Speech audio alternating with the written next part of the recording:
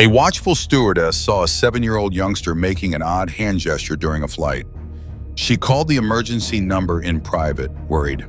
Airport security hurried to the scene as soon as the jet touched down. Then this occurred.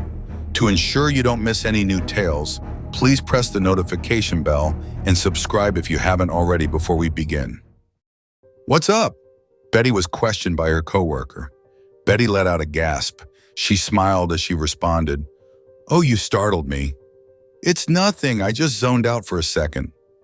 "Time to distribute beverages." "Are you coming?" inquired her coworker. Betty followed her to the galley after giving her a nod. The boy was seated on aisle 2 and she requested whether they could be the ones serving beverages there. Unfortunately, Betty could only watch from a distance because 2 other coworkers had already started serving beverages on that aisle. She saw the way the woman next to youngster responded to the circumstance. They did indeed belong together because she got the child an apple juice and herself a glass of wine. However, the sense that something was off persisted. He was frightened and rather confused. Betty was aware that she needed to assist him in some way. Time wasn't a problem because they were flying for 13 hours, but she still needed to keep everything under wraps. As soon as she was done serving drinks, she made the decision to approach the kid. She prepared an explanation beforehand in case her coworkers began to inquire. In order to have a quiet conversation with the youngster, she had to wait until the woman used the restroom once again. Finally, after an hour of waiting, the moment had come. Betty acted immediately when the woman entered the restroom. She inhaled deeply before approaching the child as though nothing were amiss. She became more aware of the boy's odd hand signals as she drew closer.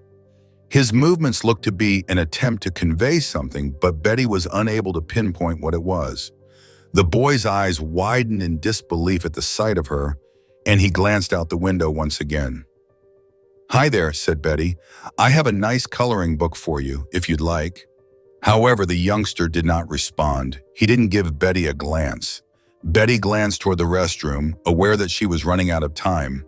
She set the pencils on top of the coloring book, which was on the tray in front of the youngster. "I'm in the back if you need any help with anything." The woman returned to her seat, and she saw the coloring book right away. Betty let out a sigh. Her scheme had not worked. With the present she brought, she had intended to gain the boy's trust, but he didn't even notice her. Betty was aware that she couldn't do this alone. "What's going on, Betty?" a coworker questioned abruptly. She seemed to read Betty's thoughts. "You seem a bit distracted." Betty let out a sigh. "I need to tell you something," Betty said to Joanne. She described the peculiar symptoms she had seen, how he only displayed them when the woman was not there, and how afraid and perplexed he appeared. Joanne moaned when Betty finished. "I find all of this to be rather odd. How about asking the woman directly?" Betty's gaze shifted to the floor. To be honest, she hadn't even considered that. Because of all the movies she watched during her breaks, her mind had immediately gone into detective mode. Naturally, though, the woman would deny that anything was amiss. "Joanne," she murmured at last. Joanne started nodding gently. "Yeah, you're probably right." The child started screaming all of a sudden. Betty and Joanne hurried over to observe the boy's attempts to escape the woman's hold. "Let him go!" Betty shouted. The woman's eyes widened as she turned back to Betty. "He's all right. The lady tried to defuse the situation by saying, 'I'm just a little scared of the noise coming from the engine.'" But for some reason, Betty didn't trust a word the woman said.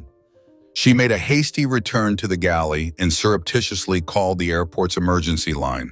When they landed, she instructed them to be prepared to board the aircraft. She would not allow the woman to disembark off the aircraft with the kid. There was an extra sense of urgency as Betty prepared the cabin for landing as the flight came to a close. She told her coworkers, "Stay alert and follow my lead," while claiming that it was regular in protocol. Betty's voice broke through the pleasure of landing in the cabin as the wheels of the airplane contacted the ground. "Please remain seated with your belts fastened." With a purpose that reverberated throughout the cabin, police officers entered the plane as the door opened. Every head turned as they silently and assertively entered. A tidal surge of responses swept the aisles. Already tense, the passengers now eagerly anticipated what would happen next. The police had a clear target as they proceeded down the aisle. They approached the youngster and his guardian with deliberate movements and unwavering intent. Dozens of interested onlookers saw the police's uncomfortable interactions with the mother and the youngster when they arrived at the row. Confusion and anxiety tinted the woman's voice as she protested, filling the cabin. A thread of uncertainty ran through the confidence of the group, led by Betty, as they looked at each other. An officer carefully guided the wide-eyed, quiet youngster from his seat, his little hand wrapped in the promise of protection. As they headed toward the exit, the woman's protest faded into a faint echo. The woman, agitated but resolute, produced her credentials inside the airport terminal. As she described the boy's hand gestures, her voice became more steady. Every gesture was a component of a therapeutic language. As they studied the paperwork, the police officers' faces changed from one of suspicion to one of thoughtfulness. Her link with the youngster was verified by the ID, which complicated the story as it was developing. The cops' perception started to change as the woman's story progressed. The distress signs Betty saw were really therapeutic activities, and she was the boy's aunt rather than his mother. The whole flight crew had been engrossed in the story, and the discovery was a twist. The boy's dread of flying and the worry that seized him throughout the journey were described by the aunt. "He uses these hand gestures to self-soothe," she added, pointing to the movements. The police paid attention. The jigsaw pieces come together to tell a tale of a child's battle with dread rather than one of peril. The youngster, who was now more composed, confirmed his aunt's statement by speaking softly. His attitude was one of relief as he conveyed his sentiments, and his words were tentative but obvious. After being tense due to the fear of harm, the situation changed to one of understanding and empathy. As the reality became clear, Betty stood a short distance away, her heart sunk. She was struck by the awareness that her well-meaning acts were founded on a misunderstanding. She softly admitted her mistake, realizing the consequences of her presumptions.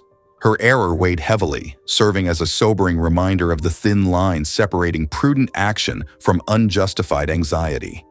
The fact that her intentions, albeit being incorrect, had come from a place of caring soothed her humiliation, making it a bittersweet moment. Betty thought about what had happened in the silent aftermath. She thought about the fine line that separates being vigilant from going overboard. She understood that the border was thin and that worry might quickly conflate it. She committed to honing the judgment that her position required. The burden weighed hard on Betty. She had unintentionally created a dramatic situation out of her desire to protect. Betty paused to take in the lessons of the day in the silence of the empty cabin. With the knowledge that her acts, no matter how well-meaning, had repercussions, she resolved to balance her natural concern with a more lucid viewpoint. The child, finally out of the cocoon of the packed jet, started to unwind in a quiet area of the airport. His aunt, a consoling presence, embraced him tenderly while muttering encouraging words. The faint remnants of a relaxed smile replaced the tightness that had once twisted his face. The chaos of the trip began to subside in this silent place. The aunt realized the stewardess's intentions and nodded politely to Betty. Her kind and perceptive gesture filled the void left by miscommunication. Her voice was tinted with appreciation as she replied, "Thank you for looking out for him." The atmosphere of conflict vanished in that straightforward statement of gratitude, leaving behind a feeling of mutual relief and friendship. With a renewed feeling of purpose, Betty went back to her job. Now, the events of the day shaped her walk across the aisles, each step combining her natural compassion with her newly acquired knowledge. Although difficult, the experience strengthened her dedication to her responsibilities in the air and deepened her awareness of the intricacies of care and attentiveness. Now that the event was over, Betty had a new outlook on her upcoming trips. Her approach was carved with the lessons of the day, and she now acted with a balance of compassion and judgment. She recognized that every traveler had a unique tale to tell, and that her job was not only to provide service, but also to comprehend and adjust to the wide range of human experiences that went along with them.